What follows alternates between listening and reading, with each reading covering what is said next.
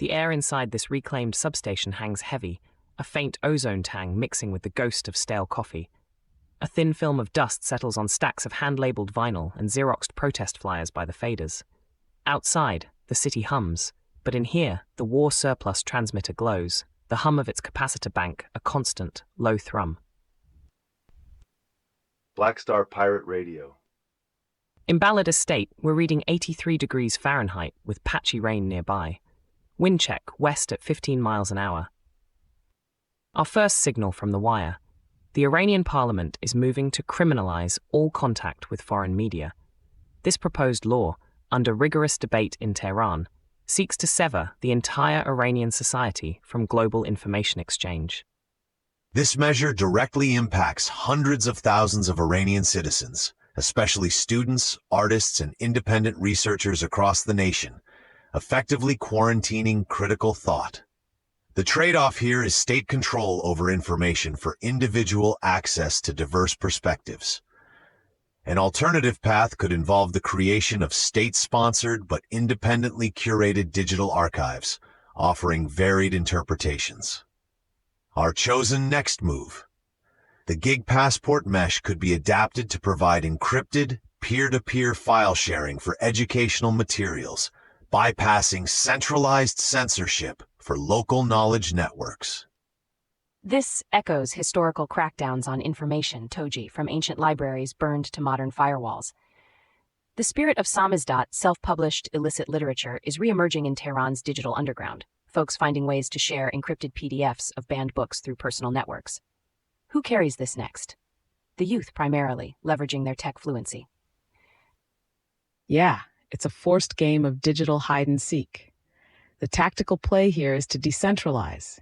Instead of fighting direct censorship, we could integrate a ghost link protocol into existing secure messaging apps, allowing users to route data through seemingly innocuous local network nodes, making the signal invisible to state-level packet sniffers. It's about building a digital shadow network. Patching in a caller. You're on the signal. Togee, this is the contrarian. You talk about bypassing censorship in Iran.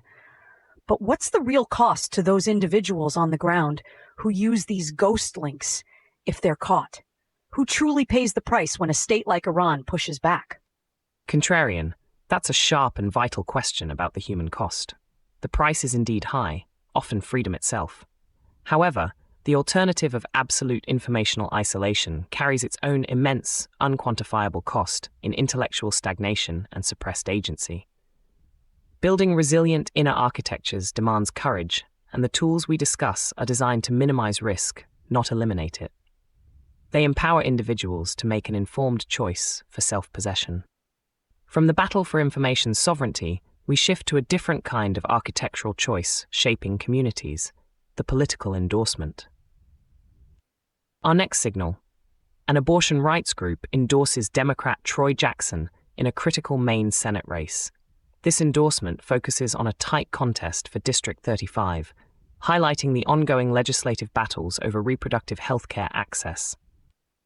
This endorsement by the Planned Parenthood Maine Action Fund directly exposes registered voters in Maine's District 35, an estimated 75,000 residents, to a clear political alignment on reproductive rights.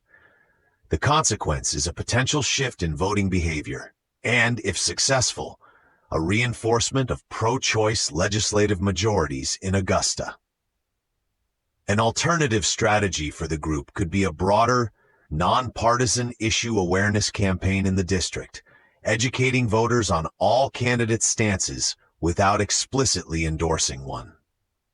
Our chosen next move. The Planned Parenthood Maine Action Fund will launch a targeted digital campaign in District 35, leveraging grassroots networks to highlight Jackson's legislative record on reproductive freedom and mobilize undecided voters before the November election. This isn't just a political chess move, Togee. It's a reassertion of agency over bodily architecture, a theme woven into countless historical movements for autonomy. In Maine, specifically, this endorsement carries the legacy of generations of women organizing to ensure their healthcare choices remain theirs. It's about who carries the memory of struggle into the next legislative session. From a systems perspective, this endorsement is a tactical power-up. It funnels resources and voter energy into a specific node. The playable next step for opposition groups could be to flood the district with counter-messaging that frames Jackson's stance as an overreach, forcing the narrative away from individual choice to state-mandated issues, essentially changing the victory conditions of the debate. Patching in a caller. Go ahead. Togee.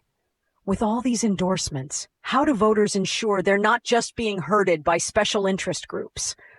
Where's the individual discernment in a system that often feels like it's just telling you who to vote for? Contrarian, your point on discernment is crucial. These endorsements are signals, not commands. Our civic architectures thrive when citizens integrate logic and emotion, using such information as one vector among many. The responsibility for final choice always rests with the individual, demanding critical analysis of provenance, where the signal comes from, and why. From the human body's autonomy to the autonomy of wildlife populations, we now turn to a call for ecological balance. Our final signal, a call to ban marmot hunting in France, as campaigners say they are killed for fun.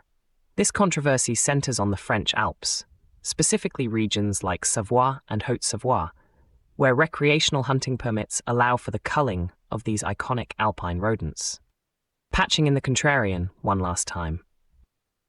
Contrarian, it's not a direct comparison of dignity, but an extension of the same framing principle, building resilient architectures that favor consent, provenance, and dignity across all our interactions, including with the natural world. The provenance of hunting traditions must be critically analyzed against evolving understanding of ecological balance. It's about integrating logic and emotion to discern when tradition serves life and when it causes undue harm, demanding a conscious architectural choice. Thank you for the calls, Contrarian. A tube amp hums a little louder, the air charged with possibility. That's all for TogeeVision tonight. Stay autonomous. Black Star Pirate Radio. Continue the signal at TogeeVision.com. Tune in, Sparks and Stories, Gig Passport.